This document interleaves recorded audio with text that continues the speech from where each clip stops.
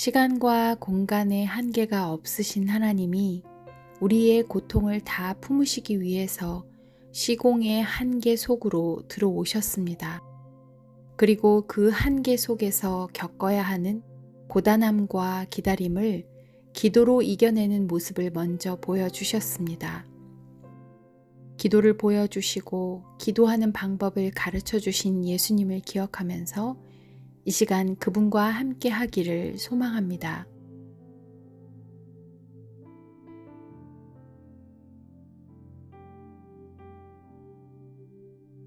누가복음 19장 11절. 그들이 이 말씀을 듣고 있을 때에 비유를 더하여 말씀하시니 이는 자기가 예루살렘에 가까이 오셨고 그들은 하나님의 나라가 당장에 나타날 줄로 생각함이더라. 예수님은 그분이 오신 이유가 잃어버린 자를 찾아 구원하려 하심이라고 말씀을 전해주셨고, 그 말씀을 듣고 있는 사람들은 그분의 이적과 그분의 베푸시는 자비를 보면서 이분이 전하는 하나님의 나라가 당장에 나타나겠구나 기대하게 되었습니다. 예수님은 분명 왕으로 오셨습니다. 하지만 그분의 진정한 왕 되심은 사람들이 기대하는 것처럼 우리 위에 군림하시고 즉각적으로 힘을 휘두르는 모습이 아니었습니다. 발을 닦아주시는 섬김이었고 십자가에서의 죽음이었으며 믿고 맡긴 채 떠나시는 걸음이었습니다. 우리는 우리의 방법과 우리의 때를 포기하지 못할 때가 많습니다. 우리가 기대한 방법대로 우리가 원하는 때에 이루어 주시기를 구하느라 마음이 상할 때도 있습니다. 모세도 하나님이 애굽의 궁정에 있는 자신을 사용하실 거라 기대했습니다. 사람의 눈으로 볼 때는 이스라엘 민족을 구해내기에 가장 최적의 위치에 자신이 서 있었고 적합한 방법과 때라고 여겨지니까요. 하지만 하나님은 모세가 미디안 광야에서 40년을 더 지나도록 기다리셨습니다. 하나님의 때는 분명 옵니다. 하지만 그 때와 우리가 기대하는 때가 다르기에 애가 타기도 하고 속이 답답하기도 합니다. 예수님의 십자가 또한 왕이 필요했던 이스라엘 백성들이 절대 예상했던 방법이 아니었습니다.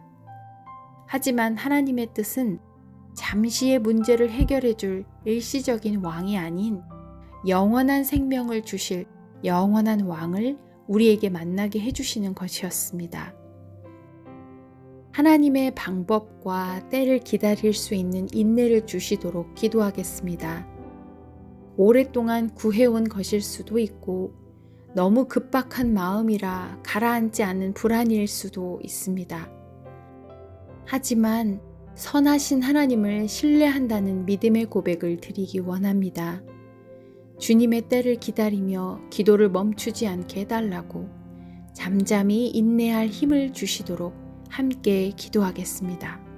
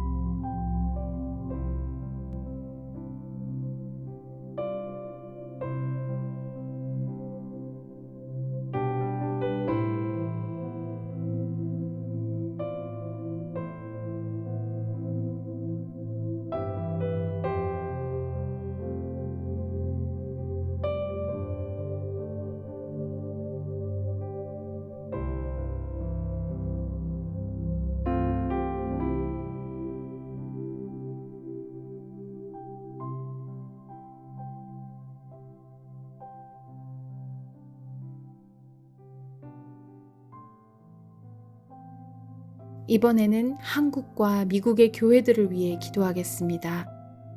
영과 진리로 예배하는 온전한 공동체가 되게 해주시고 넓은 길, 편한 길에 타협하지 않도록 순결한 신부로 정결함을 지켜갈 수 있게 해주시도록 기도하겠습니다. 세상 가치의 잣대가 작동하는 교회가 아니라 하늘의 소망을 품고 불안해하는 세상에 진리를 보여줄 수 있는 교회가 되게 해주시도록 함께 기도하겠습니다.